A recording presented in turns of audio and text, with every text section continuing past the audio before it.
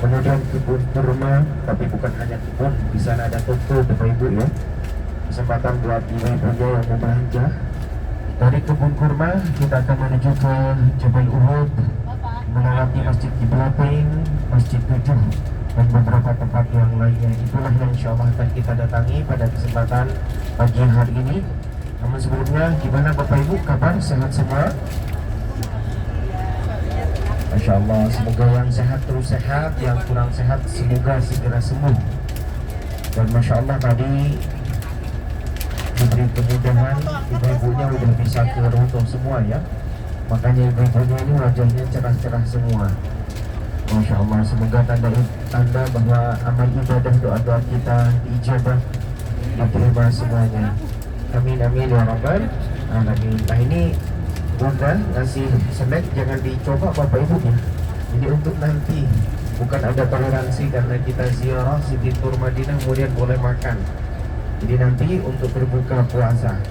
Namun ini yang memang biasa didapatkan oleh para jemaah Hijaz ketika melaksanakan Siti Tur.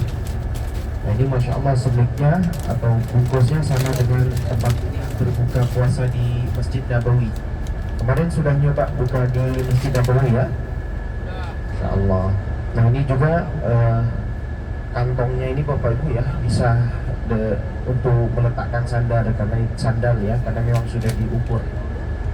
Baik, Bapak Ibu, Insya Allah pada kesempatan pagi hari ini ya, yang pertama kita akan kunjungi, yang kita akan datangi adalah Masjid Quba.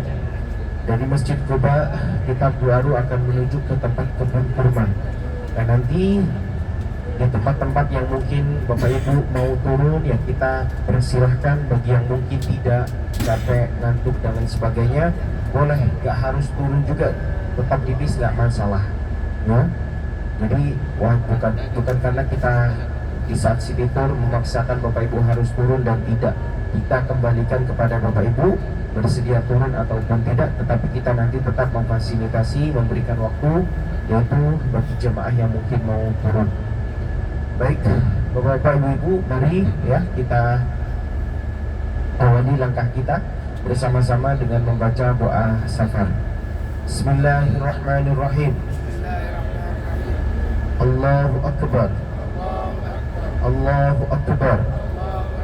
Allahu Akbar. Subhanalladzi sakhkhara lana hadza wa ma kunna lahu mukrinin wa inna ila rabbina lamunqalibun. Allahumma inna nas'aluka fi safarina hadha al-birra wat taqwa wa minal amali ma tarda. Allahumma hawwin alaina safarana hadha wadwi anna bu'da. Allahumma anta sahibu fi safari wal khalifatu fil ahli. Allahumma inna a'udhu bika min wa'tha'is safar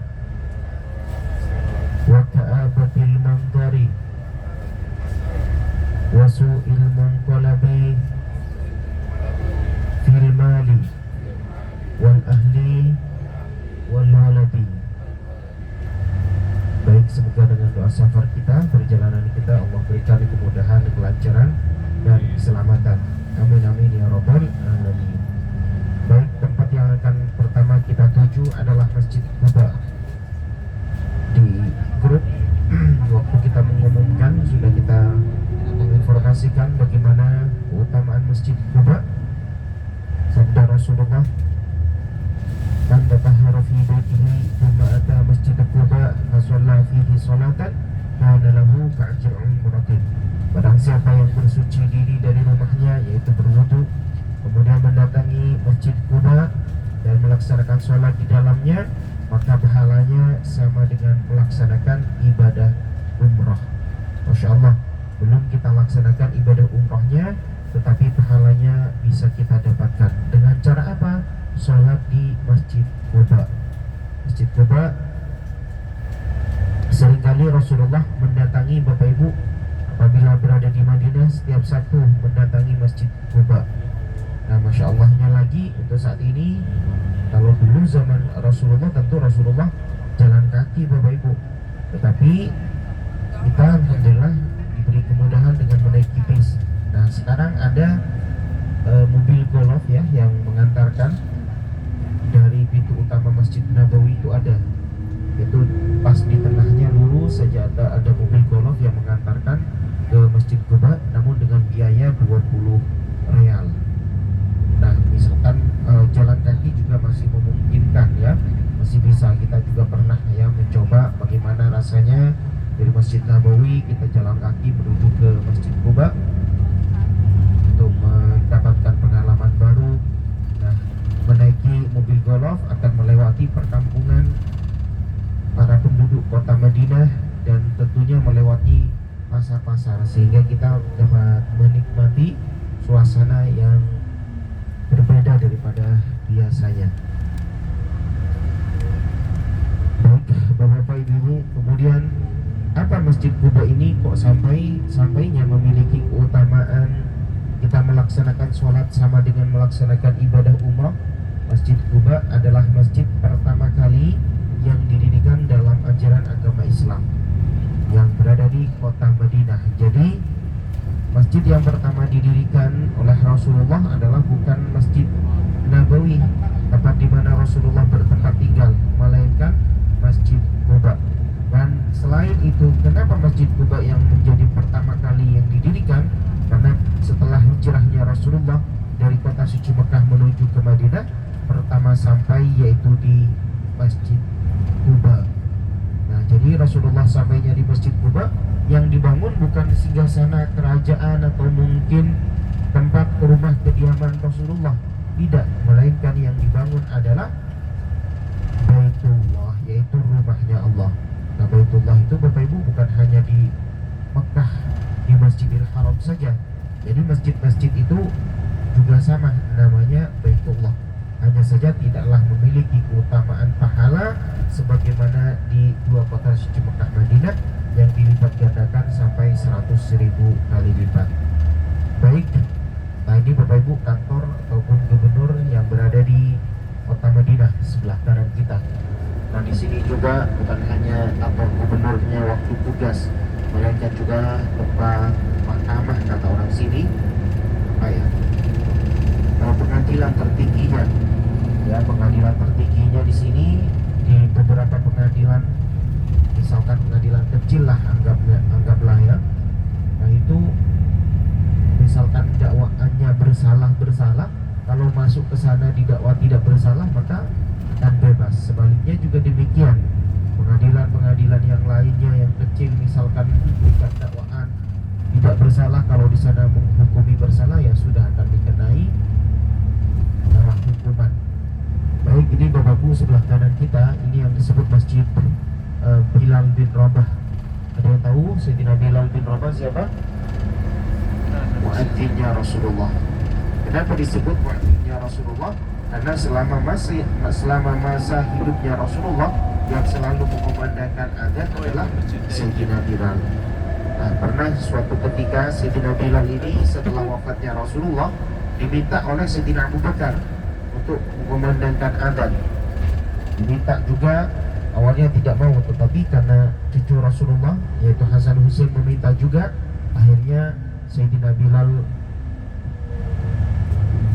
memberanikan diri untuk mengumandangkan azan. Nah, sampai saat ini Bapak Ibu ya, di dalam Masjid Nabawi itu ada tempat di atas. Jadi mungkin tadi Bapak Ibu waktu masuk Raudhah ya, melihat ada tempat di atas, itu bukan tempat imam, tetapi merupakan tempat muadzin. Karena dulu kan nggak ada pengeras suara, nggak ada mikrofon. Nah, agar terdengar lebih jelas ya, lebih jauh, maka ketika mengumandangkan azan naik ke atas. Nah, ketika Sayyidina Bilal mengumandangkan azan Bapak Ibu, suara Sayyidina Bilal, para penduduk Madinah ini mengingatkan suasana akan masih hidupnya Rasulullah. Pada keluaran semuanya bertanya-tanya apakah Rasulullah bangkit hidup lagi, tanya para sahabat. Namun Sayyidina Bilal tidaklah dapat meneruskan adzannya. Kenapa? Ketika mengucapkan asyhadu anna Muhammadur Rasulullah, biasanya Sayyidina Bilal ini melihat ke tempat di mana posisi Rasulullah berada. Namun ketika itu karena tidak ada, itulah yang membuat Sayyidina Bilal menangis, tidak mau memandangkan adzan. Dan Masya Allahnya Bapak Ibu, bagaimana Sayyidina Bilal ini perjuangannya sebelum masuk agama Islam, sebelum menjadi seorang muadzin Rasulullah. Bagaimana Sayyidina Bilal ini disiksa oleh majikannya. Karena Sayyidina Bilal berangkat bukan dari orang biasa, melainkan malah dari budak.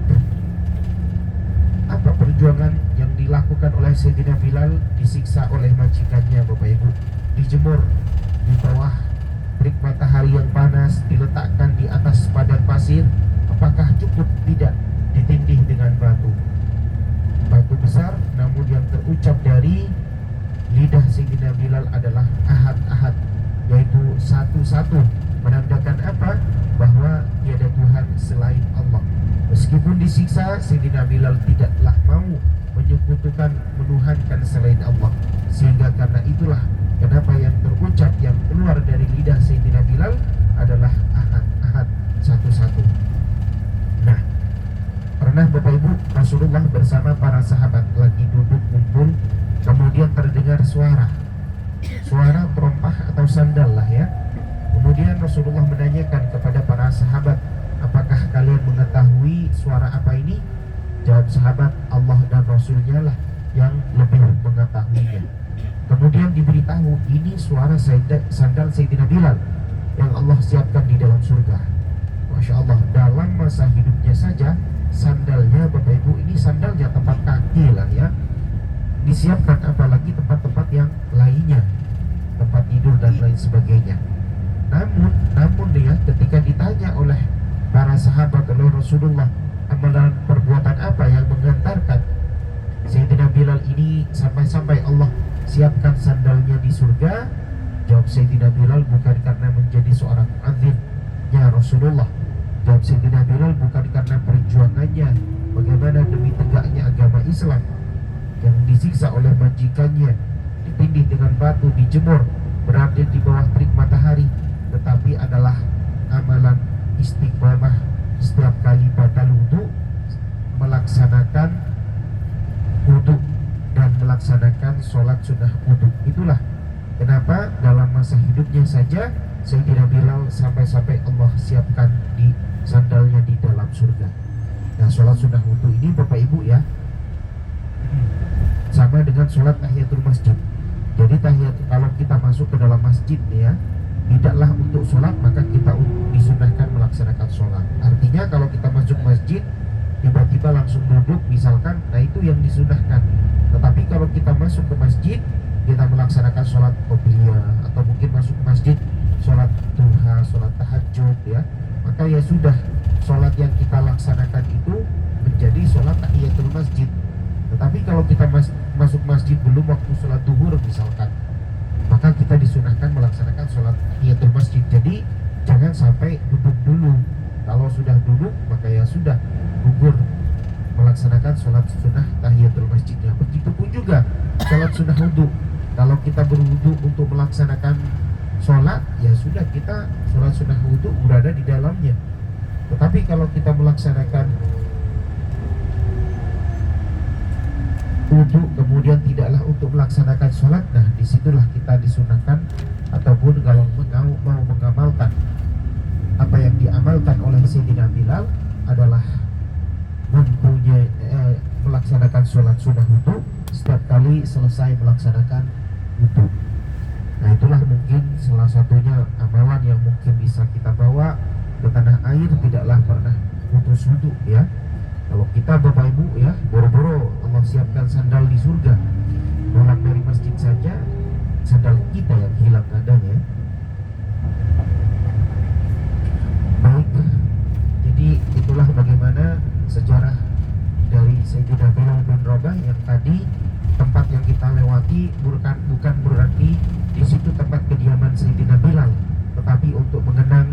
Sayyidina Bilal dibangunlah sebuah masjid yang ada sampai saat ini. Nah, tempatnya tadi itu Bapak Ibu berada di Thorik Kurban namanya, Jalan Kurban. Baik, sebentar lagi kita akan sampai ke Masjid Quba. Nah, di Masjid Quba ini tadi kita sudah menyampaikan keutamaannya. Nah, sholatnya apa yang harus kita laksanakan? Apakah ada sholat-sholat tertentu yang harus kita laksanakan agar mendapatkan pahala sama dengan melaksanakan ibadah umroh? Tidak, tidak ada keutamaan ataupun harusan kita melaksanakan sholat-sholat tertentu. Bebas saja. Kita melangsung misalkan sholat tahiyatul masjid boleh, misalkan kita melaksanakan sholat duha ya boleh. Yang nggak boleh kalau kita melaksanakan sholat tarawih seperti saat ini ya, karena waktunya nanti malam. Baik, jadi bebas saja, tidak ada keharusan melaksanakan sholat-sholat tertentu. Tetapi juga bukan berarti di sana nanti Bapak Ibu sholatnya nggak selesai-selesai ya, kayak sholat tarawih. Jadi ya, yang berlaku ataupun mendapatkan keutamaan pahala sama dengan ibadah umroh hanya satu pelaksanaan sholat saja. Jadi sekiranya nanti kalau memang sudah selesai, segera balik lagi ke bis bersama keluarga, saudara, teman sekamar. Namun usahakan jangan jalan sendirian, khawatir Bapak Ibu bingung ya, mau balik ke bis seharusnya ke kanan malah ke kiri.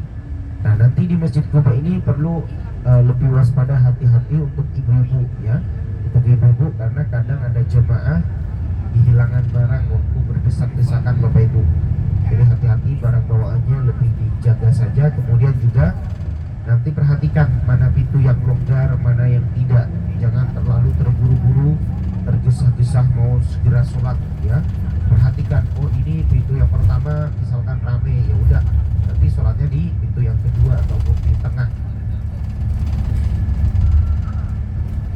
Baik, itu dia di depan terlihat 4 menara, disitulah yang disebut Masjid Quba.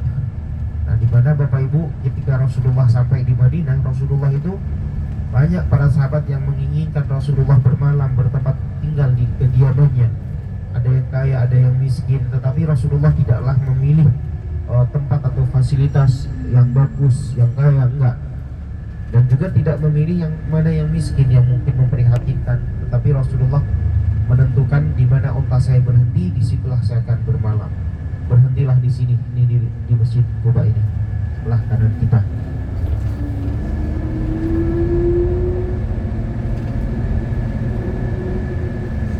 Nah, jadi ini yang mungkin pernah umroh sebelum pandemi ya, ini akan terlihat bagaimana perubahannya itu sangat drastis Bapak Ibu ya, dari perluasan halamannya, tempat parkirnya. Nah, kalau dulu kita parkir bebas di sini ya, artinya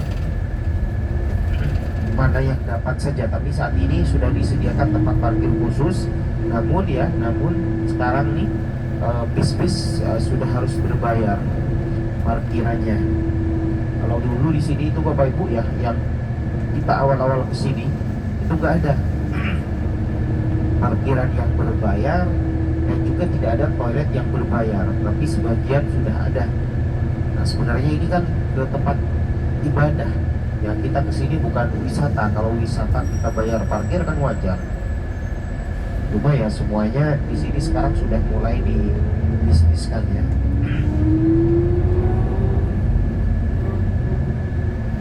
Ini kata teman-teman ya, sejak Raja Salman main ke Indonesia, parkiran udah mulai berbayar. Jadi belajar ke negara kita.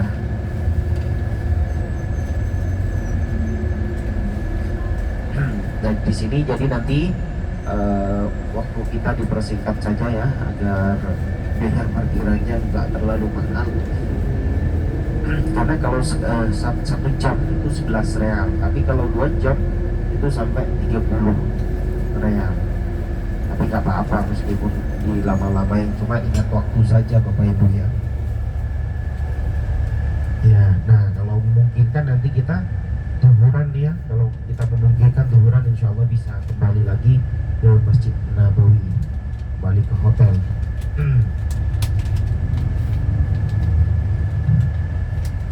Baik, sekali lagi Jadi di sini nanti usahakan jangan jalan sendiri, minimalnya mungkin berdua atau bersama teman sekamar, keluarga, saudara. Dan nanti antara laki-laki perempuan Bapak Ibu itu masuknya berbeda. Kalau kita menghadap ke masjidnya itu perempuan lewatnya dari jalur sebelah kiri. Kalau laki-laki jalurnya jalannya dari sebelah kanan. Baik, ini parkiran tempat kita yang kedua ya. Baik, alhamdulillah ini kita diberi kemudahan di sini. Biasanya padat macet Bapak Ibu. Mari Bapak Ibu, kami persilakan.